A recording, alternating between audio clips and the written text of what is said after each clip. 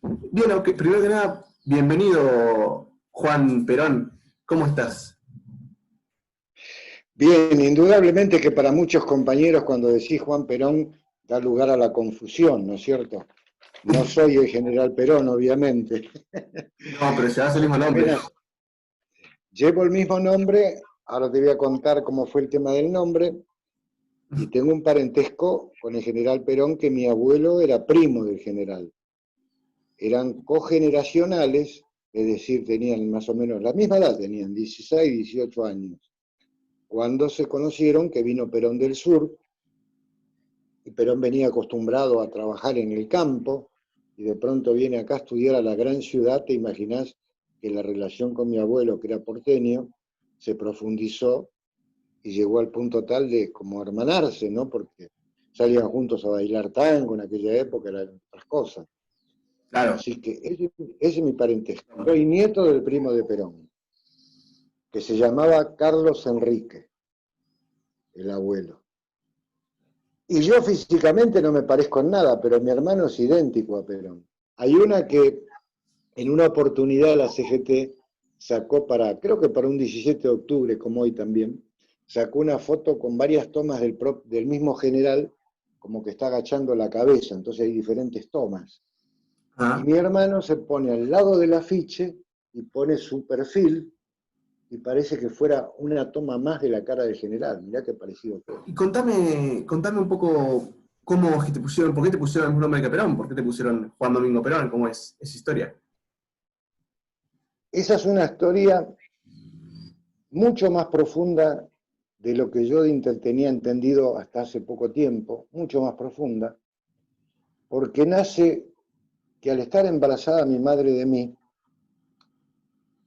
yo le hago contraer tuberculosis, que la tuberculosis en aquella época era muy parecido a la pandemia esta, enfermaba muchísima gente y no había remedio, no se había inventado ningún remedio.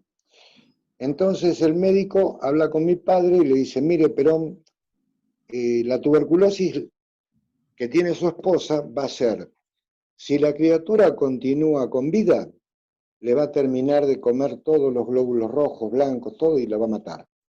Va a nacer la criatura, va a morir la madre. En caso contrario, tenemos que abortar y la madre se salva. Mirá qué opción le daban a mi padre, ¿no? Qué momento feo. Pero, le dice el médico, pero en, en Europa se estaba probando una droga nueva, que ahora se la conoce con el nombre de streptomicina, en Suiza más precisamente, en Suiza. Se estaba probando con la streptomicina, dice. Podíamos probar. Es como si ahora te dicen, mira, estás enfermo de COVID y te estás por morir y hay una posibilidad sobre 1000. Pero antes que nada, entonces Perón habla, mi padre habla con Perón, trabajaban juntos por otra parte, habla con el general la manda a buscar a Suiza y a los pocos días cuando llega, es Evita la encargada de alcanzar la droga a mi madre. Entonces, con la mano izquierda puso los 4 frasquitos de la droga esa nueva y con la mano derecha, poniéndola sobre el estómago de mi madre, el vientre de mi madre, dentro del cual estaba yo, le dice, te voy a pedir un favor. Si llega a ser varón, ¿no le pondría a Juan Domingo que no podemos tener hijos con el general? Entonces mi madre acepta y ahí comienza una misión espiritual muy superior a lo que es el hombre como parte carnal. Fue un mensaje a lo espiritual muy profundo dentro del vientre de la madre. Es una misión, como que dentro del vientre tiene más profundidad y llega más al alma que si fuera posterior a nacer. Y de ahí que llevo el nombre Juan Domingo y el apellido, lógicamente, familiar, pero ¿eso qué hizo en mi vida? Me obligó a prepararme y a capacitarme políticamente y más profundamente en el peronismo. ¿Por qué te preguntarás vos? Porque siendo joven venían los que estaban a favor de Perón y los que estaban en contra, cada uno me daba su opinión y terminaba el día y yo no sabía cuál de los dos tenía razón. Sobre todo, te estoy hablando de una época, en los años 70 más o menos, antes del 70 también, donde eran todos gobiernos de facto, no Claro, había democracia. Entonces vos no podías practicar la democracia y las charlas políticas con la tranquilidad que lo hacemos hoy en día. Tenías que tener mucho resguardo, los compañeros se cuidaban mucho conmigo, ¿por qué?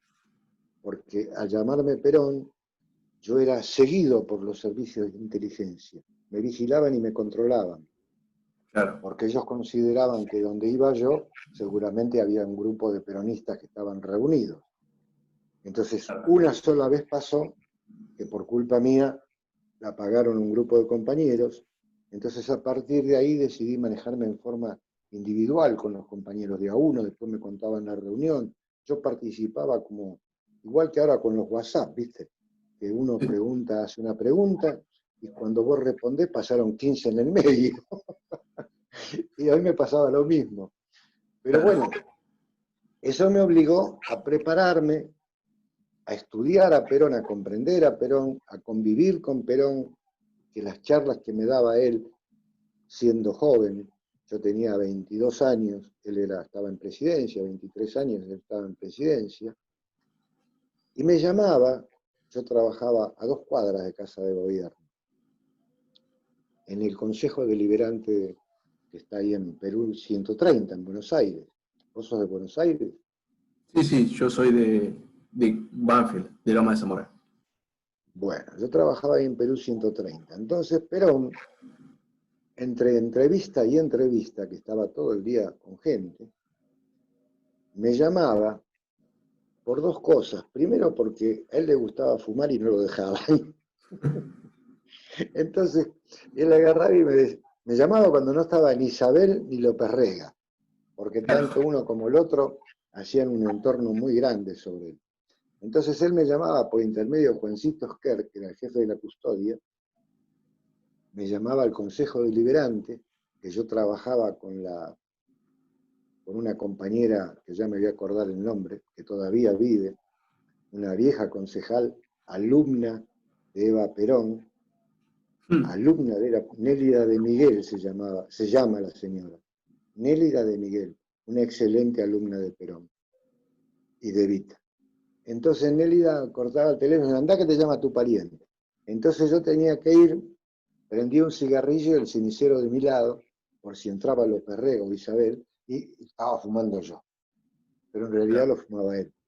Claro. Entonces, él charlaba, recibía gente constantemente, se daba un tiempito de 15 minutos más o menos entre entrevista y entrevista, Sí. para descansar un poco la cabeza, descansar su cuerpo, porque imagínate, era un hombre grande, ya era un hombre adulto, muy adulto. ¿Cuánto tenía? 74 años. 70 y... No, 78. Él tenía 78 y murió con 79. Pero en realidad, él tenía 2 años más. Él tenía 81, porque él se llama Juan Domingo Perón a partir de los 2 años de vida. Del momento cero de nacer hasta los 2 años, se llamó Juan Sosa, nada más. Claro. ¿Y qué pasó? ¿Por qué hubo esa confusión? No, no fue una confusión. Te explico lo que pasó. El padre de él, Mario Tomás Perón, tenía un problema también de enfermedad pulmonar, de uresía tenía, que después Perón también la tuvo. Entonces lo habían mandado al interior del país, de la capital federal, para que el aire fresco, el aire puro, el aire sano del campo, lo recuperara. Entonces lo mandan a Roque Pérez, porque tenía una familia amiga. Ahí conoce a Juana Sosa, la madre de Perón. Doña Juana Sosa era una india tehuelche que se enamoran con Mario Tomás, el padre de Perón, se enamoran y tienen 2 hijos, Juan y Mario Avelino, el hermano, 4 años No, mayor. una cosa, o sea, la madre de Perón era tehuelche.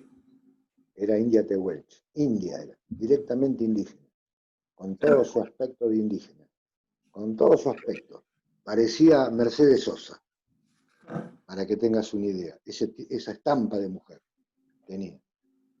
Y Mario Tomás era un hombre rubión, con un aspecto más bien europeo, porque tenía una ascendencia escocesa. Entonces, imagínate que en esa mezcla de sangre escocesa y sangre tehuelche, nació lo que era el general Perón. Se conocen, se enamoran y tienen hijos, pero sin casarse. En una oportunidad, a los 2 años, se entera la abuela Dominga, o sea, la madre de Mario Tomás. Se entera la abuela Dominga de esa situación. A todo esto ya se habían mudado al sur. No, se estaban mudando al sur, por mudar al sur. Se entera la abuela Dominga, hace un viaje, ve que tiene nietos, lo reta al hijo, a Mario Tomás Perón, el padre del general, lo reta fuertemente y lo obliga a casarse. Entonces, el niño llamado Juan Sosa es inscripto nuevamente en el registro civil de Lobos, que estaba pegado a Roque Pérez, cerca de Saladillo. Es inscripto con el nombre de Juan, le agregan el nombre Domingo por la abuela Dominga, que había intercedido para que ese casamiento se produjera, y ahí le da el apellido el padre, que se llamaba Perón. Y ahí viene Juan Domingo Perón, como Valio Avelino Perón. Antes se llamaban Sosa. En ese interregnio de 2 años, cuando lo anotan en Lobos, lo anotan nacido en 1895 como si fuera ese día. Claro. Pero en realidad había nacido 2 años antes, Juancito Sosa. Por eso te explicaba. ¿Vos me estás viendo a mí? Sí, no, yo veo una foto tuya, no te puedo ver a vos. Eh, Ah, qué pero te- lástima. Mejor, no te perdés nada.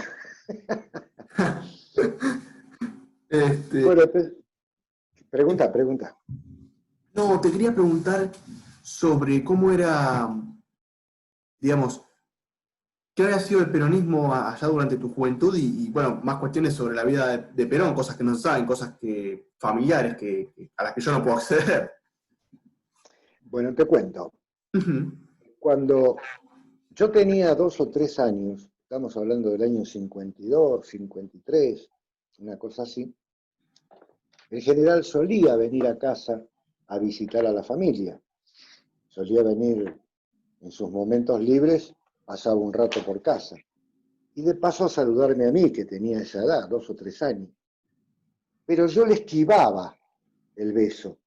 Era una criatura de 2 o 3 años, te imaginás. No tenía ni idea quién era, que era el presidente. Yo le esquivaba la cara. ¿Por qué? Porque él tenía un problema de eczema en la cara, que se lo había contraído en la época que estaba de agregado militar en Italia, en los Alpes italianos. El frío le produjo esa eczema que no le permitía afeitarse a diario, se afeitaba cada 3 o 4 días. Entonces,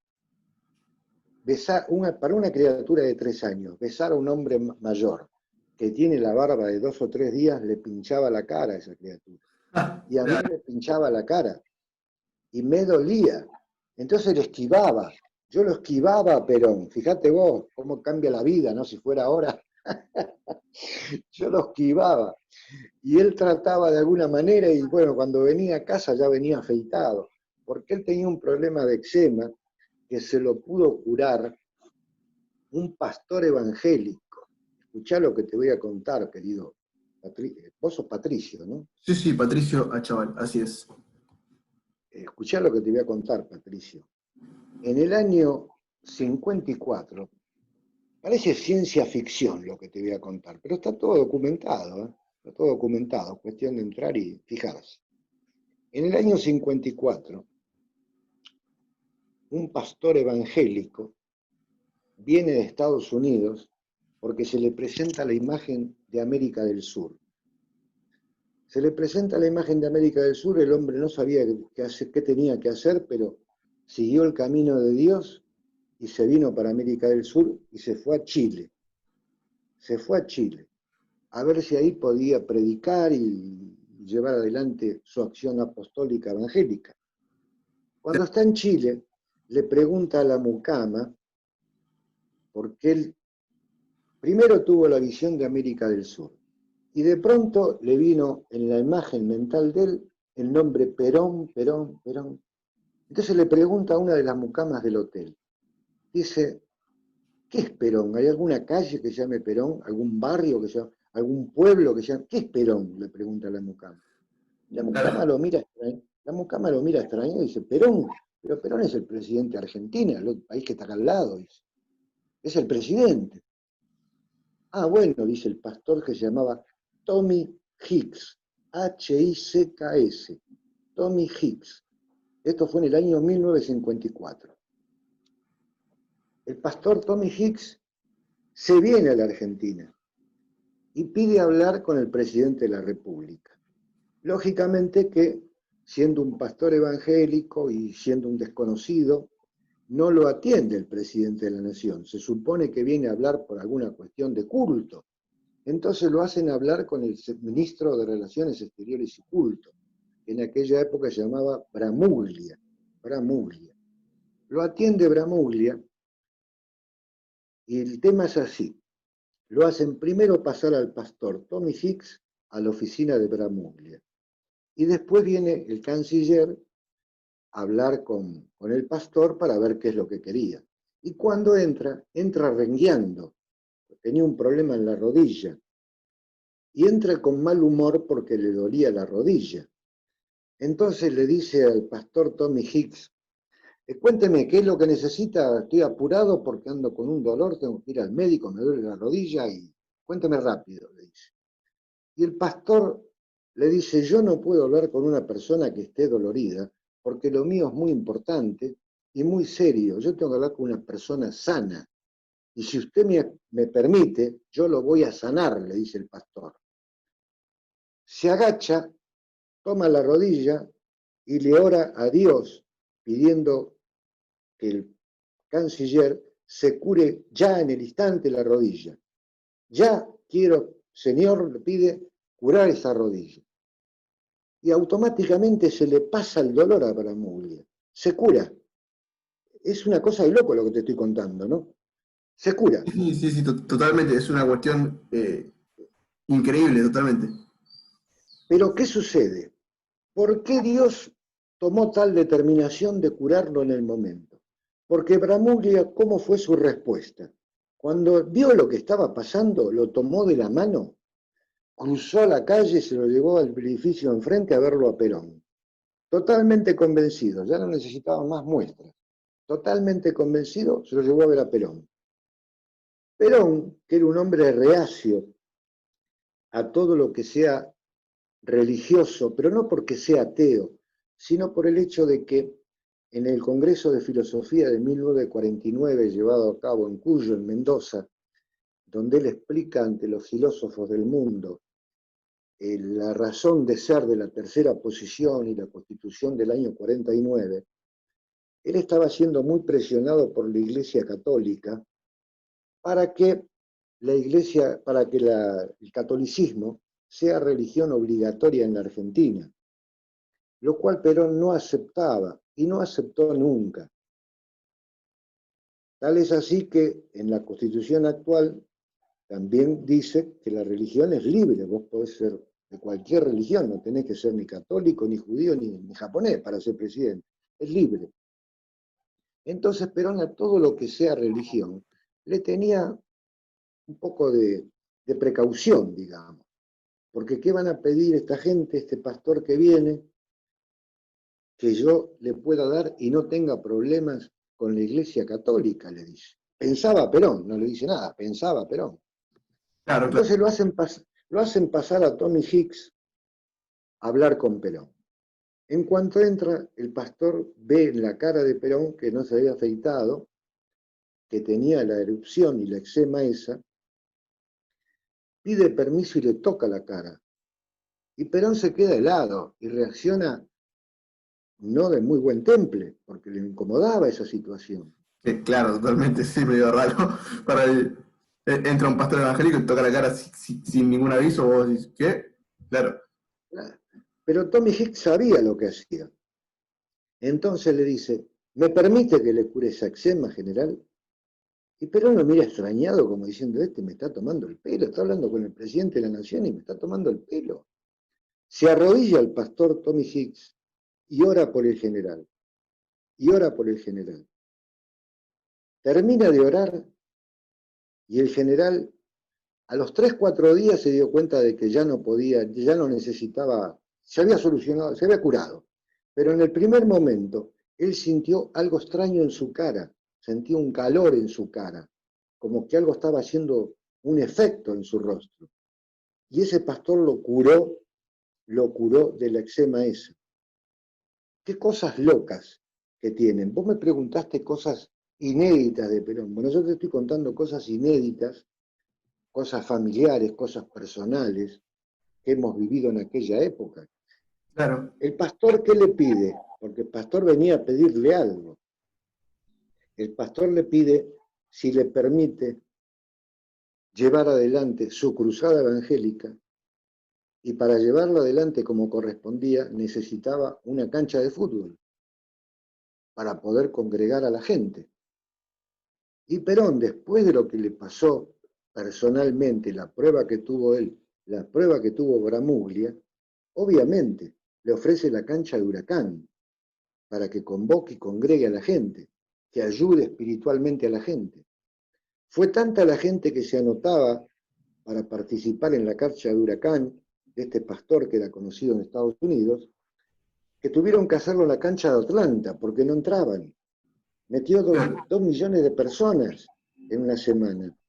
En aquella época, y con esa cantidad de habitantes que había, te imaginás que era un montonazo de gente, un Claro, montón de gente.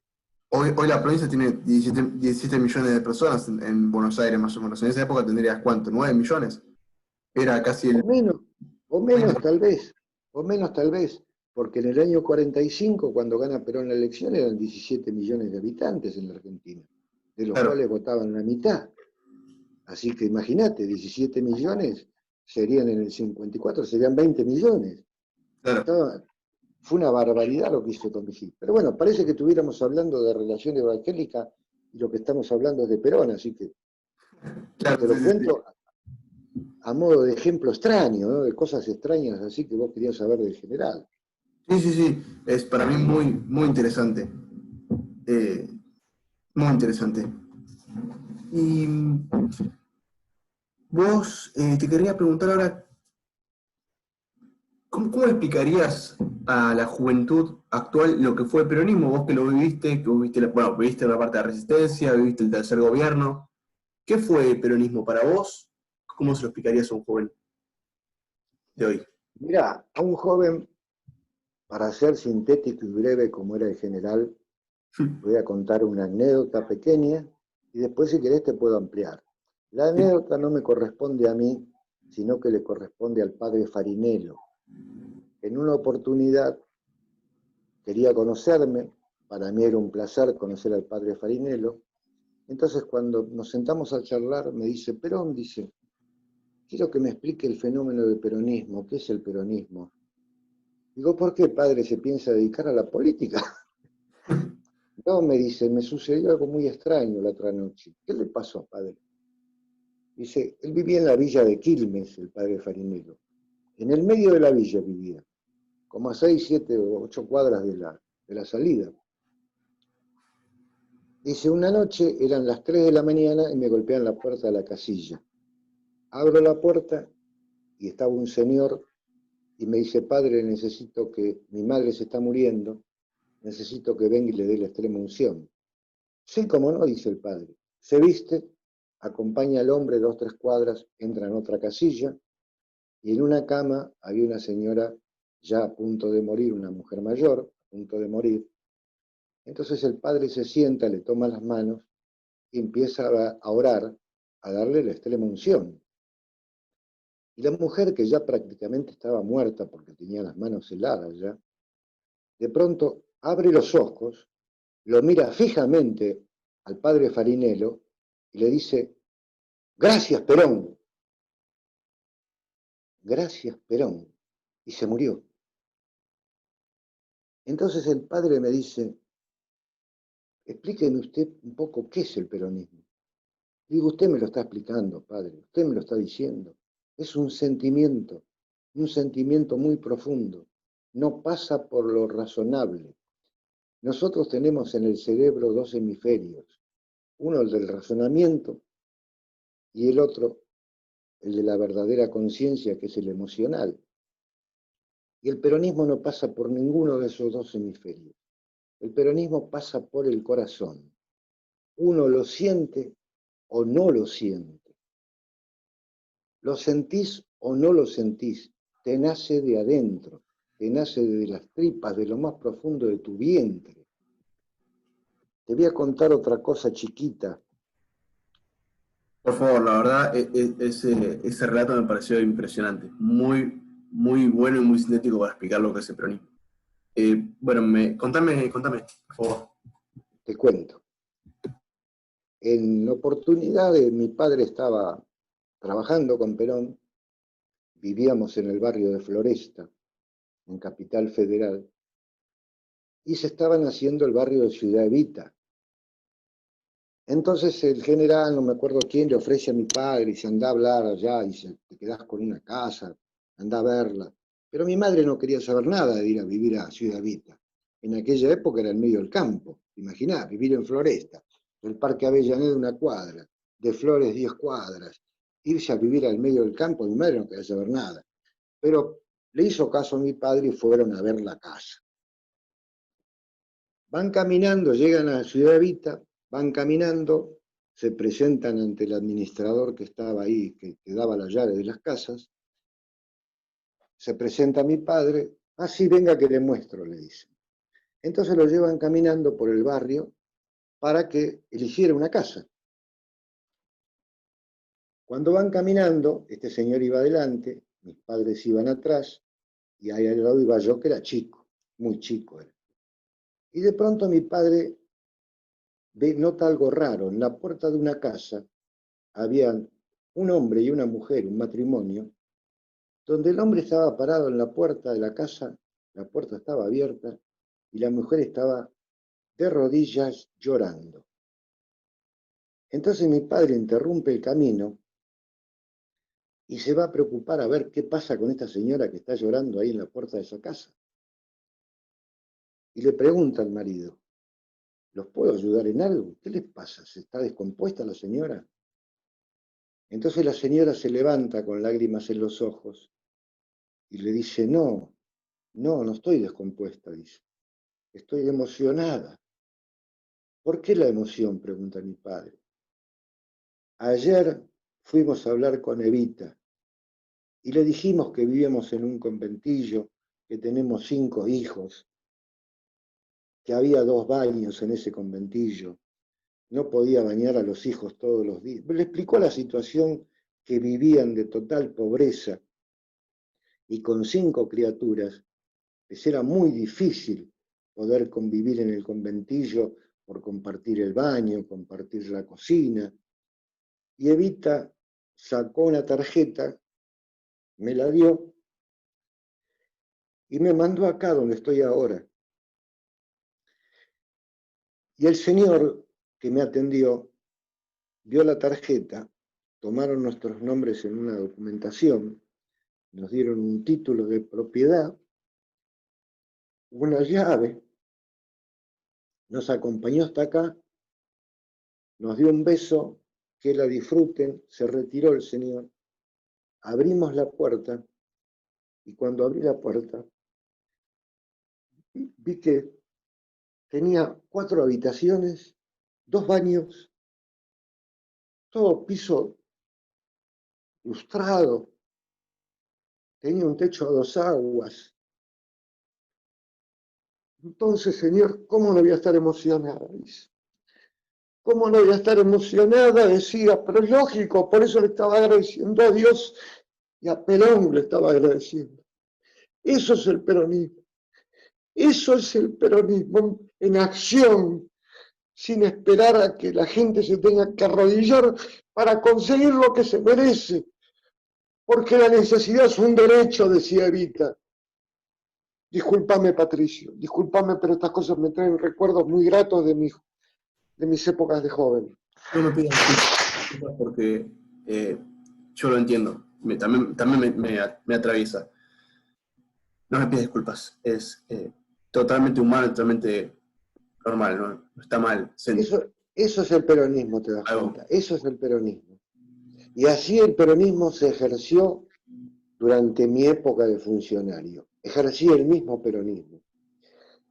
Yo fui nombrado agregado comercial en España por Carlos Menem, porque colaboré mucho en la campaña, trabajé mucho. Y eran otras épocas. Yo no le pedí nada al turco. ¿Sabés que no le pedí nada? Eran otras épocas muy distintas a las actuales. Él me llamó a la oficina donde yo trabajaba y me dijo, Juan, te estoy esperando, vení a ver qué cargo querés ocupar. Entonces fui a hablar y le pedí el agregado comercial en España y qué sé yo. Mientras hacía el trámite, estuve como asesor del ministro del Interior, Julio Mera Figueroa. Uh-huh. Y hay algo que la gente desconoce, es que en casa de gobierno, bueno, ahora hay rejas, ahora no creo, ¿no? Pero antes de que hubiera rejas, mucha gente iba a pedir cosas a casa de gobierno. Mucha tampoco era, eran 10, 15, 20 personas por día, que Claro. iban a pedir cosas a casa de gobierno, lo cual es insólito, ¿no? Porque yo te lo cuento a vos ahora, lo pienso, y digo, ir a pedir algo a casa de gobierno suena un poco loco, pero claro, ahora no te atiende nadie. Entonces, encontraron con que este Juan Domingo que te habla sí atendía a la gente, sí atendía a la gente. Claro. Y normalmente venían a pedirme trabajo, cosas por el estilo. Y yo no sabía cómo generarles trabajo para ellos ni dónde mandarlos. Y le decía, pues, ¿dónde te servirías o dónde encajarías? Y yo encajaría en tal ministerio porque mi profesión o mi título o mi capacitación está en determinado lado. Entonces yo agarré el primer día un libro que le llamábamos, una mala palabra, le decíamos el putómetro. Era un libro donde estaban todos los funcionarios del gobierno nacional. Era un libro bien grueso, bien grueso. Y estaba separado por ministerios. Entonces yo tomaba al azar, porque no conocía a ninguno de los funcionarios, tomaba al azar y hacía como yo había aprendido de Nélida de Miguel, que Nélida de Miguel había aprendido de Vita.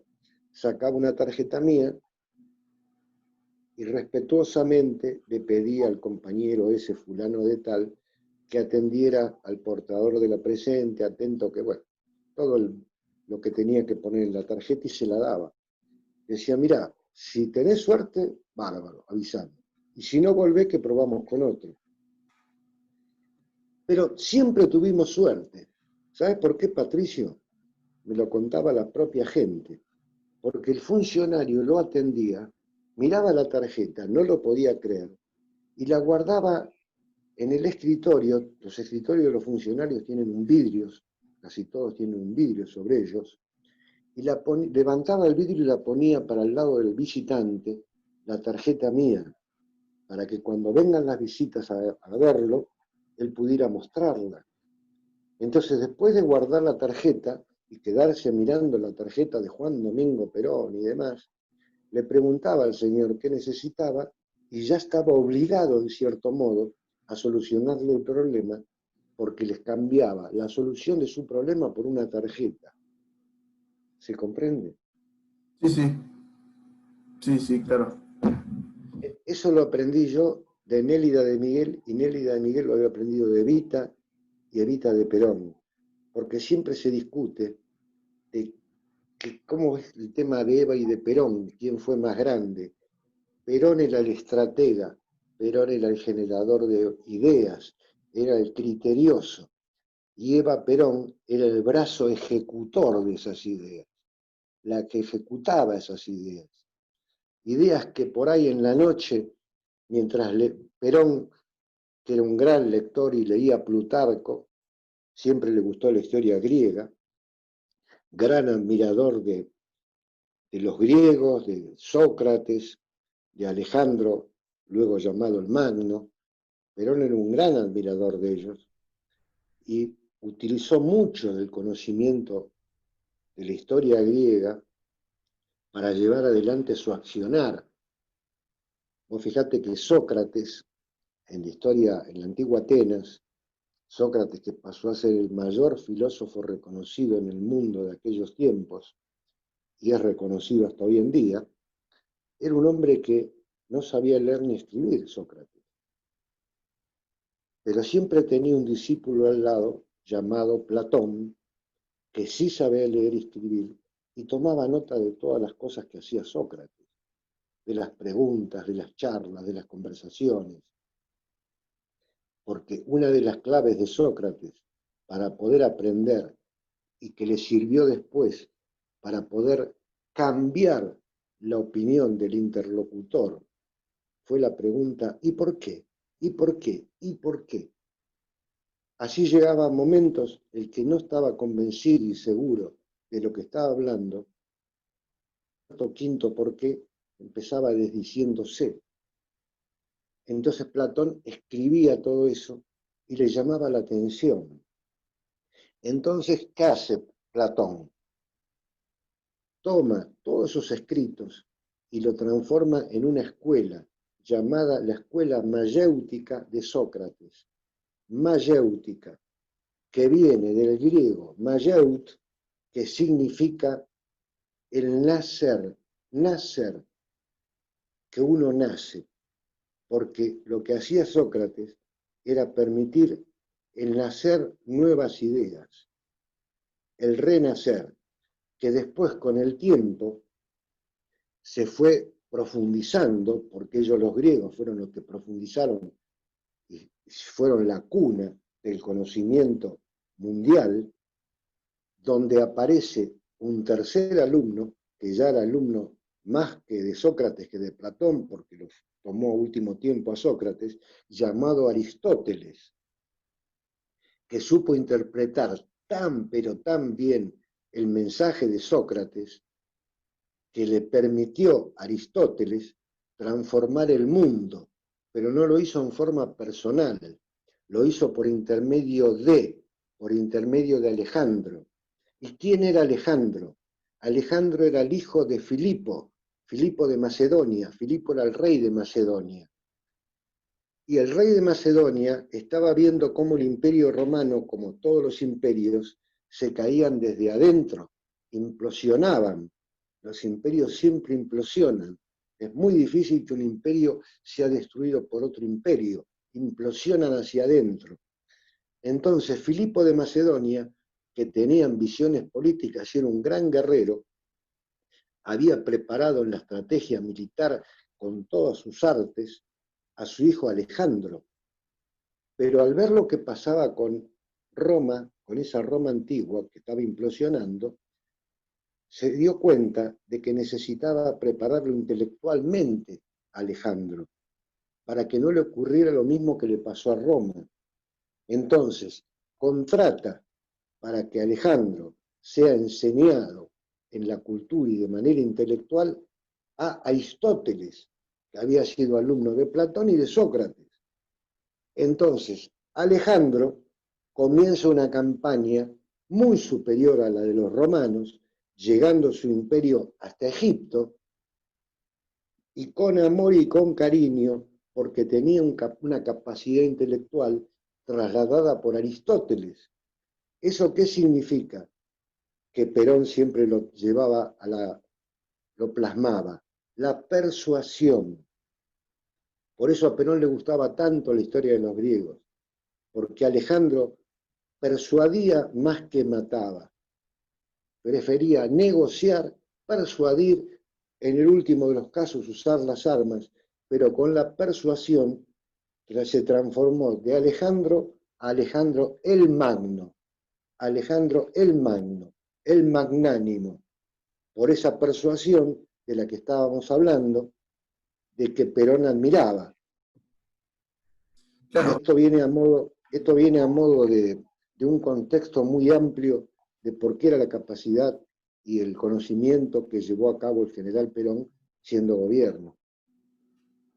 claro. Y además, Alejandro Magno, cuando conquistaba un territorio, no destruía su cultura y la aplastaba. Buscaba anexarla y sumarla y convertirla en una cultura más dentro de su imperio. De hecho, guardaba y atesoraba escritos de otras culturas. Digo, la biblioteca de Alejandría es un ejemplo. Ahí tenés un ejemplo muy claro. Ahí tenés un ejemplo muy claro.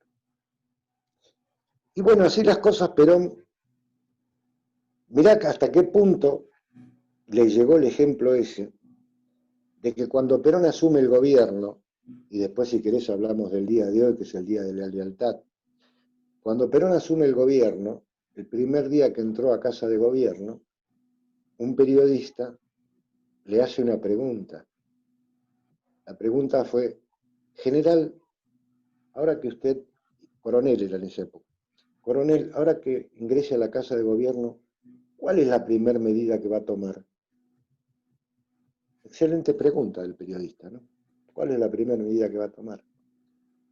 Y el general, con su sonrisa de siempre, porque era muy histriónico el general Perón, era un hombre muy histriónico, le gustaba contar chistes. Bueno, sigo. ¿Cuál es la primera medida que va a tomar? El general lo mira, lo primero que voy a hacer cuando entre a mi despacho, dice, voy a abrir bien la ventana y voy a tirar al general por el balcón, por la ventana, porque se terminó el hombre militar, ahora empieza el político. Esa fue la sabia respuesta que le dio Perón, como tantas sabias respuestas sintéticas que tenía, ¿no? Sí, sí, sí. Sí, claro. Era muy. De hecho, él decía que cuando le preguntaban a él cómo era para ser tan persuasivo y tener tan buena retórica, él decía: lo único que hago es decir todo lo que quiero decir en la menor cantidad de palabras posible. Era su método de persuasión. Oye, te silenciaste, estás silenciado. Sí, me había silenciado, sí. Ahí va, ahí Que estás. tocar a ver si te podía ver, porque me gustaría verte, pero bueno, lamentablemente. Es real, es real. El general tenía un poder de síntesis maravilloso, maravilloso. Poder de síntesis que por otra parte, viste cuando te contaba que yo solía estar sentadito ahí a la izquierda en un rincón, escuchándolo, y sin tener una respuesta que guardara relación con la capacidad de lo que él hablaba. Imagínate un chico de 20 años, 22 años, Mirá, tu edad, escuchando al general Perón hablar con gente tan importante, que eran tan importantes y salían tan conformes, tan felices, tan agradecidas de hablar con Perón, que me acuerdo que lo abrazaban, lo saludaban, me venían, me abrazaban, me saludaban a mí, al rato iban y saludaban a la planta que estaba a la izquierda, besaban a todo el mundo. Era tan grande la emoción que saludaban a todos. Había un busto y le daban la mano. claro, claro, claro. Los ponía los ponía contentos, salían contentos de la oficina. Salían todos muy conformes. Ahora te voy a contar una historia también de esas. Salían todos muy conformes. Entonces el general me miraba a mí, me hacía señas, yo prendía el cigarrillo y me decía, ¿qué te pareció lo que hablamos? ¿Qué podía responder yo? ¿Qué podía responder yo? Entonces un día le digo, y general, que Dios lo oiga, que Dios lo oiga. Y sonriendo y echando la bocanada de humo, me dice, no solo necesito que Dios me oiga, necesito que me dé bola, dice. Claro, claro. Tenía ese poder de síntesis. ¿Por qué necesitaba que Dios le dé bola? Porque él sabía que hablaba con los compañeros, salían conformes y contentos, y más de uno de ellos, luego de salir, tenían la habilidad de cambiar el mensaje en beneficio propio. Y después Perón se enteraba, por los medios, por otros compañeros, por diferentes modos se enteraba. Claro. Y le molestaba mucho, le molestaba mucho. Le pasó con Cámpora, le pasó con Cámpora. Él le dio una orden a Cámpora Y Cámpora lo primero que hizo al subir al gobierno el primer día fue liberar las cárceles, cosa que Perón no lo había dicho, no le había sugerido, no lo había hablado. Fue una Claro, determinación de Cámpora. Por eso es muy reconocido y públicamente escrito que Perón lo llama a Cámpora para retarlo y le dice, ¿qué está haciendo Cámpora? Me llenó el gobierno de putos y de comunistas. Muy enojado, Perón, contextuales palabras, contextuales palabras. claro. Y muy poco tiempo duró Cámpora y se tuvo que hacer cargo él cuando su salud ya estaba...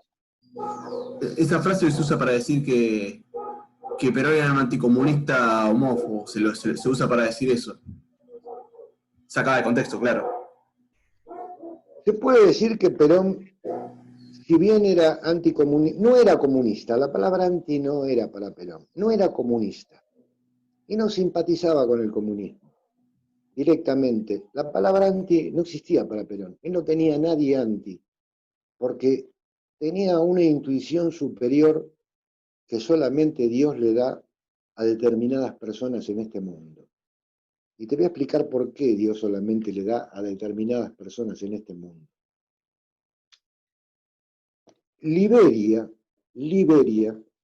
es un país muy pequeño en el África, un país muy chiquito, donde trabajaba como médico, curando a los chicos pobres, humildes, y trabajando casi gratis como la Madre Teresa, un médico argentino que había sido muy amigo de Perón, Hipólito Barreiro, el doctor Hipólito Barreiro, muy amigo de Perón. Y la historia te la voy a contar porque vos supongo que después esto lo armarás a tu gusto y piacere, ¿no? Yo te lo voy a contar todo para que tengas un panorama claro. El Por doctor mí, Hipólito, contame lo que quieras. Después puedo editar y cortar y dejar la mejor parte, así que no tengo ningún problema. el doctor Hipólito Barreiro se recibe de médico, se pone a trabajar acá en Buenos Aires, trabajaba en la Cámara de Diputados de la Nación, lo echan a Perón en el 55, también lo echan a él, trabaja un tiempo de médico y a los 3, 4 años se casa y decide con la mujer ir a recorrer el mundo. Se compran una camionetita de esa Volkswagen antigua y se van a recorrer toda Latinoamérica y de ahí pasan por barco a Europa y de pronto están en España y le dice el doctor Barreiro a la mujer, ¿qué te parece si pasamos a visitar a Perón? Y no te va a atender, le dice la mujer, si ni te conoce. Y probamos, dice, total, estamos acá, probamos. Entonces se van a verlo a Perón, la casa de Perón era famosa en todos lados, preguntan, golpean la puerta y ¿quién abre la puerta? El general Perón. El doctor Barreiro casi se desmaya, Perón. Se presenta, soy el doctor Hipólito Barreiro, mucho gusto. Estamos de recorrida por el mundo con mi esposa, pasamos por acá y quisimos saber. Pasen, le dicen, pasen. Toman café, charlan 3, 4 horas. Y mirá lo que hace Perón. Le dice en un momento dado a la pareja, ¿y a dónde van de acá? ¿Para dónde van a ir? No sabemos, general, dice. Vamos para donde vamos, dice, donde nos lleve la ruta. Vamos a recorrer todo el mundo que podamos hasta que se nos termine la plata y volveremos. Dice, pero mientras tanto, pasearemos. Dice, ¿piensan ir por Rusia? Podría ser, dice el doctor Barreiro, podría ser, es una buena idea pasear por Rusia. Entonces les voy a pedir un favor, dice, saca una tarjeta, toma nota de una dirección, una tarjeta personal de él, y pone atrás la dirección de un médico, el nombre, el apellido y la dirección del médico en Moscú. Dice, les pido un favor, si están en Moscú, vayan a esta dirección y pregunten por este doctor. Es el mejor médico de próstata que hay en el mundo. Y yo necesito, doctor Barreiro, que usted se capacite con este médico, que es amigo mío, de próstata, en Rusia, y cuando vuelva, venga y me cure. Qué cosa de locos, ¿no? Wow. Qué cosa de locos. El doctor Hipólito Barreiro fue el que hizo eso. Luego Perón lo nombra al doctor Barreiro, ya en el último gobierno. El doctor Barreiro sigue su camino. Vino, lo curó a Perón de próstata, que y sigue su camino. Se van al África y se ponen a trabajar en África, en Liberia. Y atendían a los chicos pobres, atendían gente humilde, le pagaban con gallina, le pagaban con conejo, como en el campo antes, ¿viste? Le pagaban con eso, pero ellos lo hacían de corazón. Él y la mujer que era enfermera. Gana el gobierno Perón en el 72, gana Cámpora primero, estaba ahí. Entonces viene el Hipólito Barreiro, viene a la Argentina a saludar a Perón. Se abrazan, vienen viejos recuerdos. Entonces le dice Perón, ¿dónde está, doctor? Estamos viviendo en Liberia y estamos ayudando a los chicos, todos pobrecitos, los negritos, que no tenían ningún médico, no tenían forma de nada. Estamos cuidando, así, así. Ah, entonces ustedes no ganan nada, dice. Y no, doctor Perón, no podemos cobrar si no tienen plata esa gente. Lo hacemos por amor, ya hace 7 años que estamos allá por amor. Bueno, lo nombro embajador en Liberia. Y ahí Perón lo nombra embajador argentino en Liberia. Cuando llega a Liberia con el título de embajador, el doctor Hipólito Barreiro se presenta ante el presidente Mobutu, se llamaba, no me acuerdo, tenía un nombre. Un negro que era muy malo, pero era malo, era gente muy mala y con una tradición y costumbre muy diferentes a las occidentales. Al enemigo lo mataban arrancándole el corazón estando vivo. ¿Te imaginas lo que era eso? ¿Te imaginas lo que era eso? Claro, sí, Y el sí. hermano de él era peor todavía. El hermano del presidente era más maligno, más maligno. Entraba a una peluquería a hacerse cortar el cabello y estaban los blancos, los miraba así y decía, no, primero me atienden a mí porque yo soy negro y soy de acá. Era muy sectario, muy excluyente. Entonces se presenta el doctor Barreiro como embajador en ese país, Liberia. Como corresponde diplomáticamente, el país de Liberia tiene que nombrar también un embajador en Argentina, porque diplomáticamente tiene que corresponderle al otro país. Entonces lo nombran de embajador al hermano de este Mobutu, no me acuerdo cómo se Uf, llamaba, al hermano, qué ese lío. sanguinario, terrible sanguinario, lo nombran de embajador. Y viene el negro que por primera vez había puesto un traje en su vida, no sabían lo que era usar traje. Viene a Casa de Gobierno a presentar las cartas credenciales ante el presidente Perón, que ya lo conocían porque el doctor Hipólito Barreiro siempre hablaba de Perón, siempre hablaba de Perón. Entonces, está en el despacho, en la previa, en la antesala del despacho del presidente, y había 2 embajadores más que también estaban presentando sus cartas credenciales. Uno era el embajador de Estados Unidos y el otro era el embajador de Canadá, que habían llegado antes que el negro este, mucho antes.